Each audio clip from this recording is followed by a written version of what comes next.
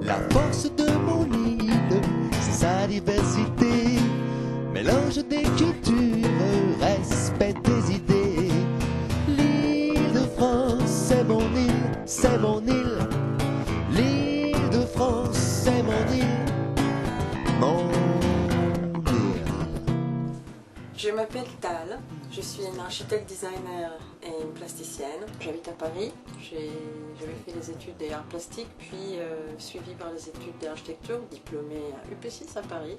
Puis en 2005, j'ai créé ma propre marque de design.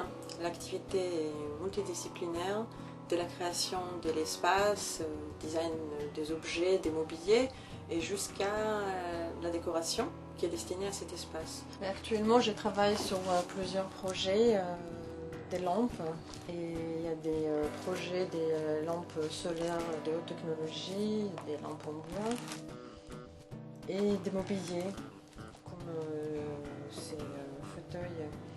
Il y a des collections de textiles, on a des accessoires murales, et puis des projets, des collections, des papiers peints et des décorations.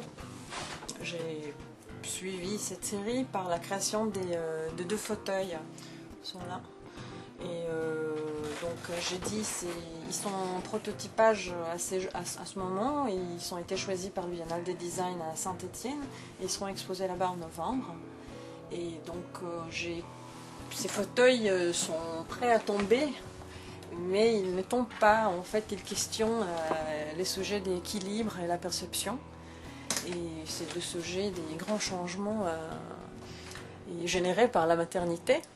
Je commençais par dire que la maternité, c'est un sujet qui m'a touchée personnellement, mais qui est aussi justement toujours au-delà des barrières culturelles. Il est vraiment universel, il est presque spirituel. L'aspect multiculturel, il est sûrement présent dans ma vie, que ce soit dans ma vie professionnelle, mes inspirations, les couleurs, les traits, les références, même le thème, et aussi dans ma vie privée. Et on a 5 nationalités qui est à la maison, 2 de mon mari, 2 à moi, et ma fille qui est aussi française, née ici. Et puis beaucoup plus dans tous les milieux qu'on fréquente, les créateurs, les gens avec lesquels je travaille. Mais ce qui est important pour moi, c'est de pouvoir vivre et créer sans justification, rester moi-même, et de pouvoir habiter dans un lieu qui donne la liberté et l'espoir, c'est déjà pas mal. Et ça se trouve dans les grandes métropoles aujourd'hui, comme à Paris.